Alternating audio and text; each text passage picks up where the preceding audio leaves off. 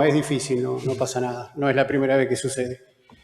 Bueno, quería en primer lugar manifestar que nosotros habíamos presentado un proyecto de declaración, preocupación por la situación de los barrios precarios, en los asentamientos, y queríamos plantear nuestras condolencias y nuestra solidaridad con la familia, los amigos, los compañeros de militancia, tanto de Ramona Medina como de Víctor Giracoy, que son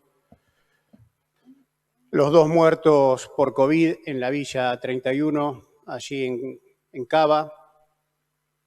Los dos parte de los grupos en riesgo que venían denunciando la situación precaria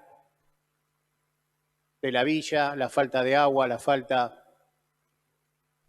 de protocolos, la falta de todo tipo de prevención para poder evitar estas dos muertes que fueron totalmente absurdas y, como lo decimos en todos lados, un verdadero crimen social. También queremos decir que esta situación, estas muertes y la situación precaria del asentamiento de la villa, del barrio precario, tienen responsables políticos, tanto en el gobierno de Cava, de la Ciudad de Buenos Aires, como en el gobierno de la Nación.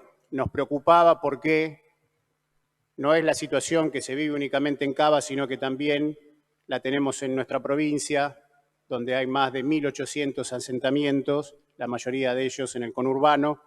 Así que nos parecía muy importante plantear esta posición. Insisto, nuestra solidaridad, nuestra condolencia a las familias tanto de Ramona como de Víctor, y nuestra preocupación por la situación que atraviesan cientos de miles de habitantes, de compañeras, de compañeros, de trabajadoras, de trabajadores también en los barrios humildes, populares, precarios en la provincia de Buenos Aires. Gracias, señor presidente, por el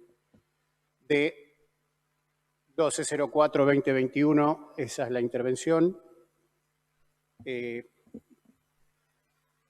Después habíamos presentado también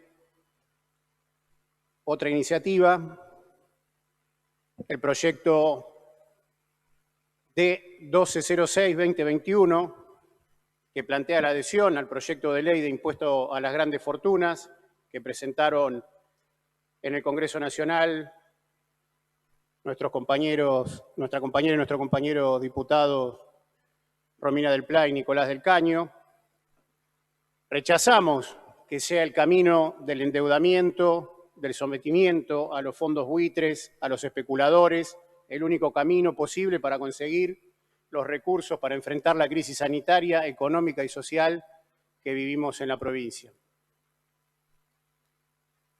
Esta receta, obviamente, que se prepara ya a ser tratada aquí, que impulsa el oficialismo y que tiene el apoyo de la oposición mayoritaria, nos parece que no es el camino, y en ese punto hay que señalar, insisto, que tanto el oficialismo como la oposición mayoritaria no tienen grieta en señalar este como el único camino posible.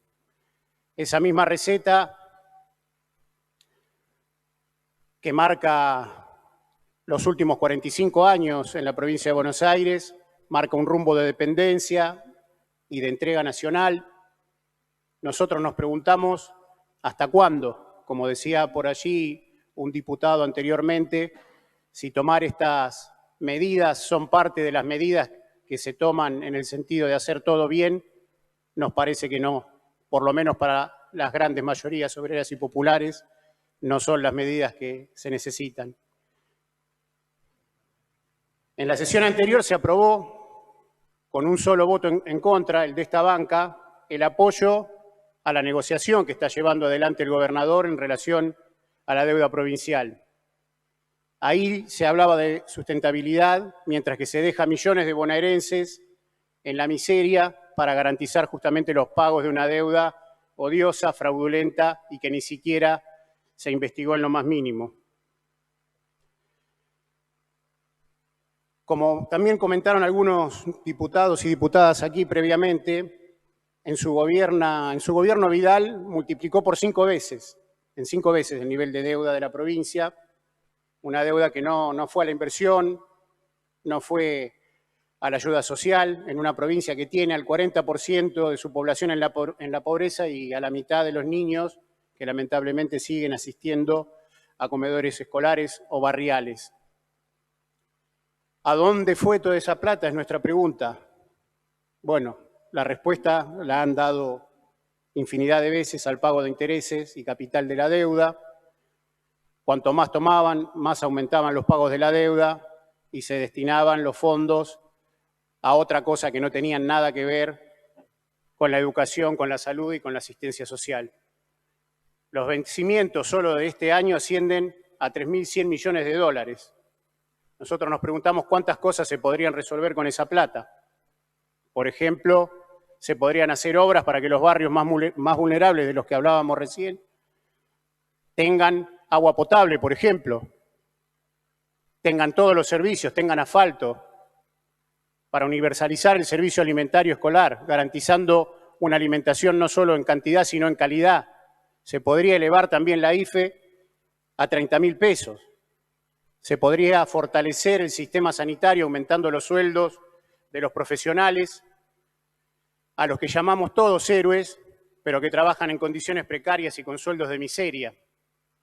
Hasta hace algunos meses, el actual gobernador decía que la deuda provincial era fraudulenta y que Vidal había dejado tierra arrasada. Creo que lo mencionó un diputado previamente. Y ahora su propuesta de acuerdo con los bonistas es pagar a libro cerrado sin ni siquiera investigar la deuda, esa deuda que es ilegítima, que es ilegal y que es odiosa. No cuestionan para nada dónde fueron los fondos cuando es de público conocimiento la multiplicidad de operaciones fraudulentas que tienen en sus haberes. Nosotros, en cambio, estamos proponiendo un camino totalmente diferente, opuesto por el vértice. Cortarle el chorro justamente a los especuladores, romper con los buitres y que paguen los banqueros, los empresarios y los terratenientes. Hay que apuntar a los grandes ganadores de los últimos años, aquellos que se la llevaron en pala, y que basta de que todos los esfuerzos lo tengamos que hacer los trabajadores.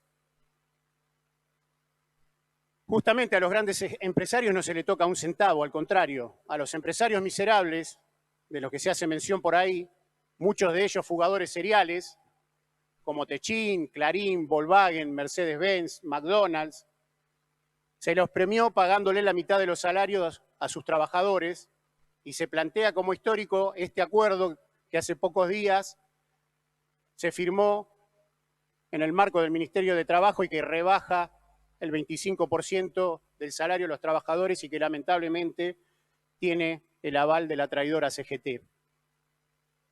Axel Kicillof y el ministro de Trabajo, aquí en la provincia, publican la escandalosa resolución 174/2020, donde denomina como infracción grave los despidos sin causa en cuarentena. Ahora, ¿cuál es el castigo a esa infracción grave? Una multa irrisoria para las patronales que va entre los 5.000 y los 33.750 pesos, que además no van al bolsillo de los trabajadores, sino que va directamente a la gobernación. Para nosotros, obviamente, estas empresas deberían pagar un impuesto extraordinario a las grandes fortunas, con fines sociales, con fines sanitarios específicos. Más del 70% de la recaudación impositiva la aportan los trabajadores a través de impuestos al consumo que son regresivos o con el mal llamado impuesto a las ganancias, que muchos gobiernos en campaña, muchos candidatos planteaban que iban a sacar o a modificar y que después se olvidan. Cuestionamos esta estructura tributaria que es completamente regresiva, donde los que más tienen son los que menos aportan.